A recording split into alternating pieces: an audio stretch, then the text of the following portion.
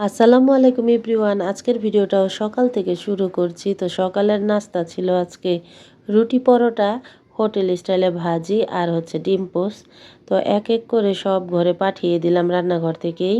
তো সবাই এখন খেয়ে নিচ্ছে। তো দুপুরের রান্নার জন্য বের করলাম আজকে দুইটা দেশি মোরগ মুরগি, একটা মোরগ একটা মুরগি, সাথে ছিল নদীর বেলে মাছ, মানে আমাদের এই পদ্মা নদীর বেলে মাছ। আর এই বেলে মাছটা আমার খুবই পছন্দের। এদিকে ডালটাও ধুয়ে নিয়েছি, বসিয়ে দিলাম চুলোয়, ভাতও বসিয়ে দিয়েছি আর একটু চা বানিয়ে নিলাম। তো যখন রুটি পরোটা খাইছি তখন আর চা বানাই নাই। তো এখন ভাত বসিয়ে একটু চা খেয়ে নিচ্ছি। তো চা খেতে খেতে তো ডালটাও হয়ে গেল রান্না। এখন ডালটা বাগার দিয়ে নিব পেঁয়াজ রসুন আর হচ্ছে শুকনো মরিচ দিয়ে। তো এইদিকে মুরগির গোস্তটা খুব ভালোভাবে কেটে ধুয়ে নেওয়া হয়েছে। এখন তো মুরগির গোস্তটা ভালোভাবে কষিয়ে নেব। তো দেশি মুরগির গোস্ত ভালোভাবে কষিয়ে নিচ্ছি। তো এই গোস্তটা হইতে একটু সময় লাগে, তার জন্য খুব ভালোভাবে কষিয়ে নিব। তো এদিকে রান্না করতেছিলাম, আমি আর আমার খালা বসে কথা বলতেছিলাম, মানে আমার খালা শাশুড়ি।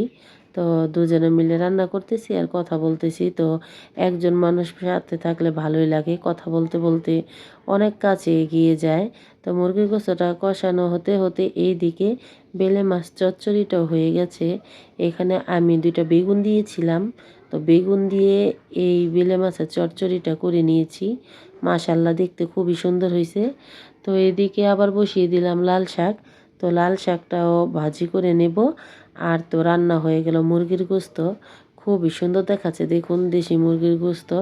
এখানে মুরগির সব কিছুই ছিল।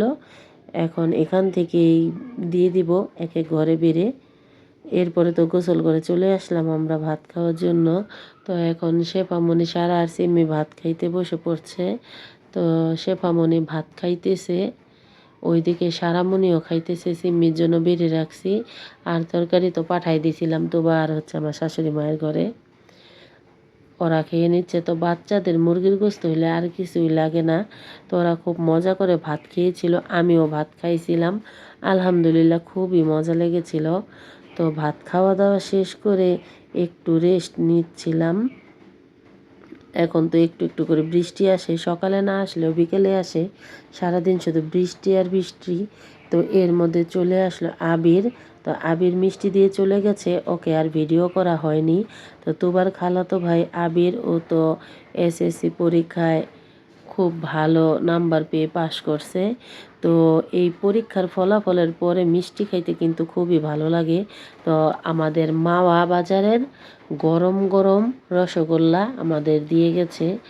তো আল্লাহর কাছে দোয়া করি আল্লাহ যেন আরও পড়ে নেয়, যেহেতু জীবনের একটা পরীক্ষা, এই এসএসসি পরীক্ষা। তো খুবই ভালো রেজাল্ট করছে, আমাদের জন্য মিষ্টি পাঠাইছে। এখন মিষ্টিটা খাবো। একদম গরম ছিল এই রসগোল্লাটা। তো আমাদের মা বাজারের এই রসগোল্লা কে কে খাইছেন তো কমেন্ট করে জানায়েন। তো আজকে এখানে বিদায় নিচ্ছি। আমার ভিডিওটি যদি ভালো লাগে লাইক কমেন্ট শেয়ার করবেন, সাবস্ক্রাইব করবেন, বেশি বেশি কমেন্টস করবেন, আমার চ্যানেলের পাশেই থাকবেন। আল্লাহ হাফেজ।